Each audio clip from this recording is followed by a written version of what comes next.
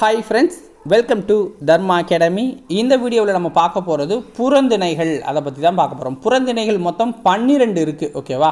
So அது என்னென்ன, அதோட கான்செப்ட் என்ன அப்படிங்கிறத பார்க்கலாம். ஃபஸ்ட்டு வெச்சி திணை. இதோட கான்செப்ட் என்னென்னா நிறை கவர்தல், ஆட்டு மாட்டை திருடிட்டு வர்றது தான். கரந்தை அப்படின்னா திருடிட்டு போன ஆட்டு மாட்டை மீட்டுட்டு வர்றது. வஞ்சி அப்படின்னா மண்ணாசை கருதி, அதாவது தன்னோட பரப்பை எக்ஸ்டெண்ட் பண்ணணும் அப்படிங்கிறதுக்காக சண்டை போட போகிறது.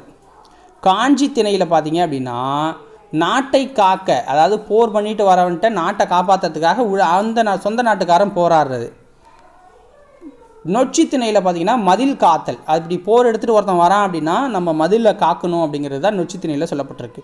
உழிஞ்சை திணையில் பார்த்தீங்க அப்படின்னா பகைவரின் மதிலை சுற்றி வளைத்தல், அவன் மதிலை காப்பாற்றுவான், நீங்கள் மதிலை சுற்றி வளைச்சி நின்று அவனுக்கு போகிற அந்த உணவு எல்லாமே ஸ்டாப் பண்ணி அவனை தோல்வி உற செய்கிறது தான் ஒரு இது. ஓகேவா?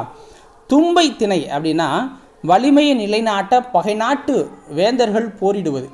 ஓகேங்களா? ஸோ அதுக்கப்புறம் போர் தான் டேரெக்டாக, ஏன்னா ரொம்ப நாள் மூடியே இருக்க முடியாது, அங்கே உணவுப் பொருட்கள் போகலைன்னா அடுத்து வெளில தான் ஆகணும். வாகை திணை, இதில் போரில் வெற்றி பெற்றவர் வாகைப்பூ சூடுவாங்க. இப்போ தமிழக வெற்றி கழகத்தோட கொடியிலையும் வாகைப்பூ தான் இருக்க போகுது. பாடான் திணை, இது வெற்றி பெற்ற ஆண்மகனின் புகழினை பாடுது.